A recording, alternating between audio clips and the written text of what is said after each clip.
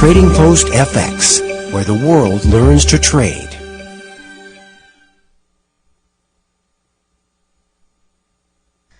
Welcome to Module 3, Corrective Patterns.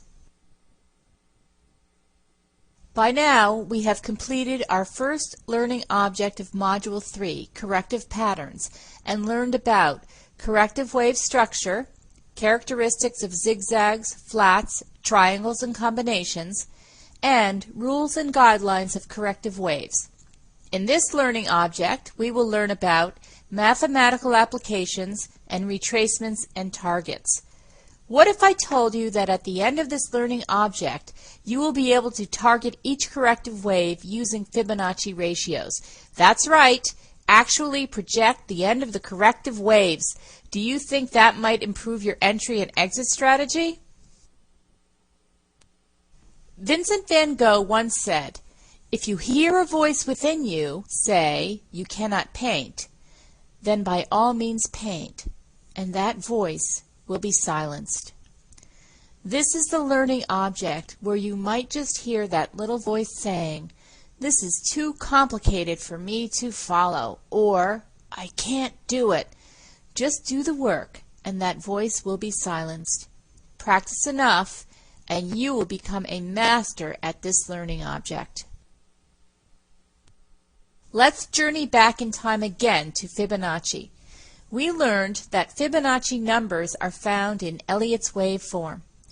We've also learned that waves unfold in every time frame in more or less the same way as a result of the fractal nature of the market. For example, the basic 5-wave impulse and 3-wave corrective always subdivides into Fibonacci numbers. One complete cycle has 8 waves, and subdividing further, the next cycle has 34 waves, followed by 144 waves. In addition to waveform, Fibonacci ratios are the most important use of the sequence. The rule of divine proportion suggests that the market reacts in accordance to the ratios calculated from the numbers in the Fibonacci sequence. For example, proportional relationships exist between the different waves. As such, Fibonacci ratios are used to target the ends of moves. These ratios help to determine price objectives in both impulse and corrective waves. Fibonacci ratios are the primary determinant of the extent of price movements in the markets, so they are an important adjunct to the Elliott wave principle. Markets retrace in accordance with these ratios. The most common retracements for corrective waves 2 and 4 are 38.2%, 50%, and 61.8%. Projections or extensions have to do with projecting the impulsive waves 1, 3, and 5. Common wave extensions are 161.8%, 261.8%, and 423.6%, which is the least common and only occurs in extended waves. Take a look at this 5-wave sequence labeled 1 ABC 2, 3 ABC 4, and 5. First, a comment about that sequence. We just learned all about corrections and the forms they may take. Here we have a wave 2 correction, which is a zigzag and very typical of wave 2s. The wave 4 correction is very different, as it takes the shape of an irregular flat, where the B wave travels above the top of the previous impulse wave before making its way down in a C wave to complete the correction. Note the wave 4 correction can also be a triangle or one of the complex combos that were described, such as double and triple threes combinations. The guideline of alternation also applies, since wave 2 is a sharp, simple, zigzag correction, and wave 4 is a sideways, irregular, flat correction. Let's review the personality of wave 2.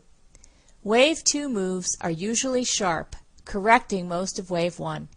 Traders still think the wave 1 is a correction in a downtrend, so traders haven't caught on to the possibility that the trend has changed. Therefore, wave 2 usually retraces between 50 and 61.8% of wave 1, not to exceed 100% of wave 1. How do you trade wave 2? When it appears that a 5-wave move up is complete in the wave 1, run the Fibonacci tool to project potential retracements for the wave 2.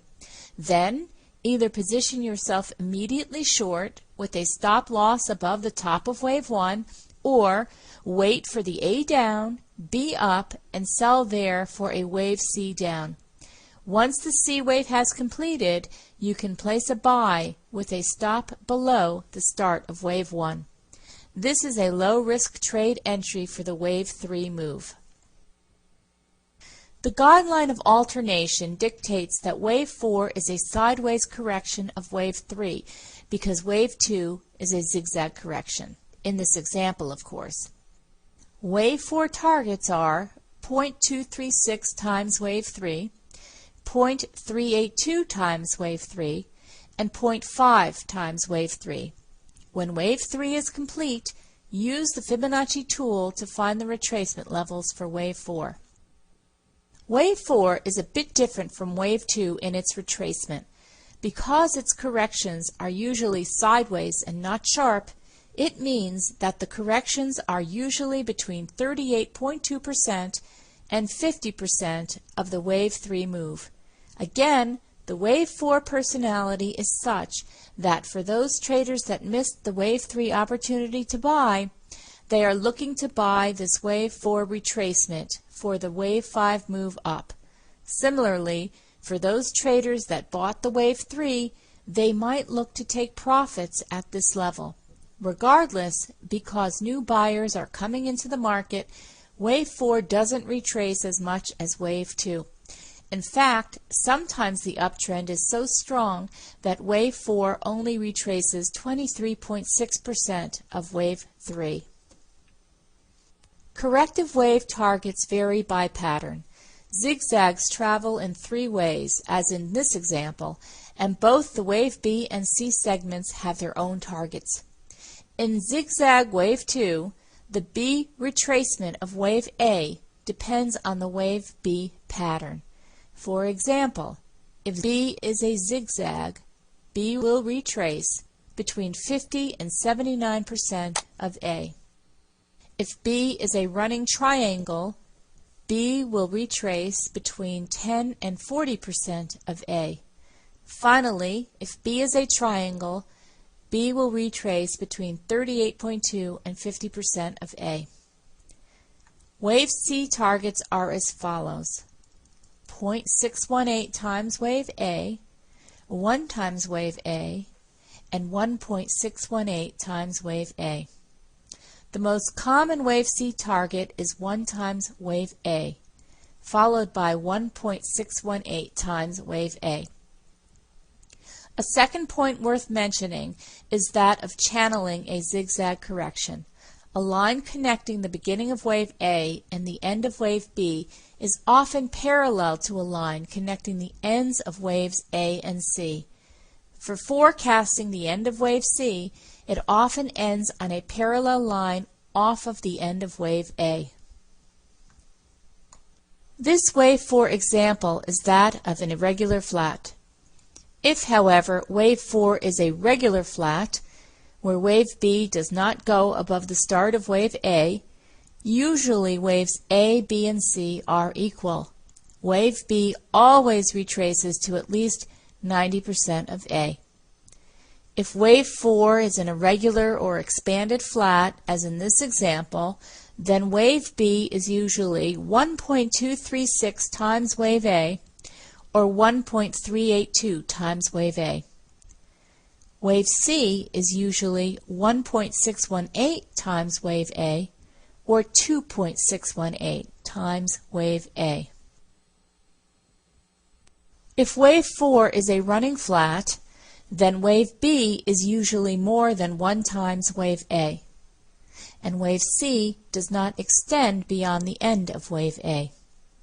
The characteristic of a running flat is that the trend is very strong and wave C falls short of the typical move one can expect. Triangles have their own wave targets.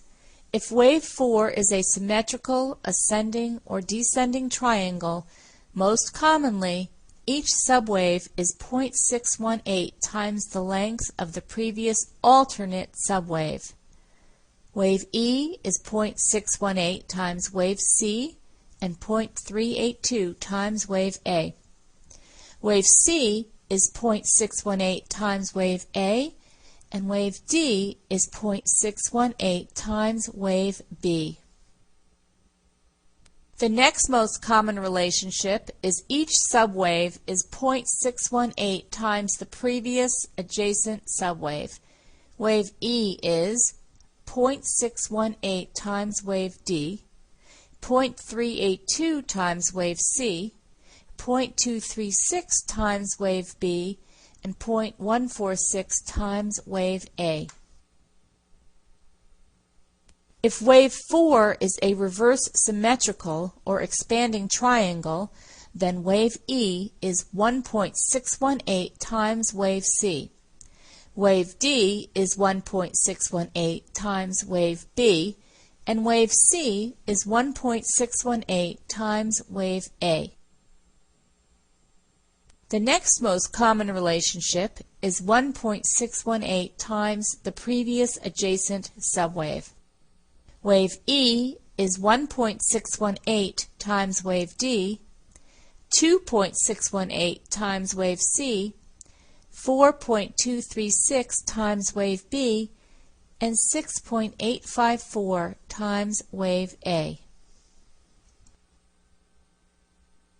This is the conclusion of the learning objects. Please continue on to the quiz.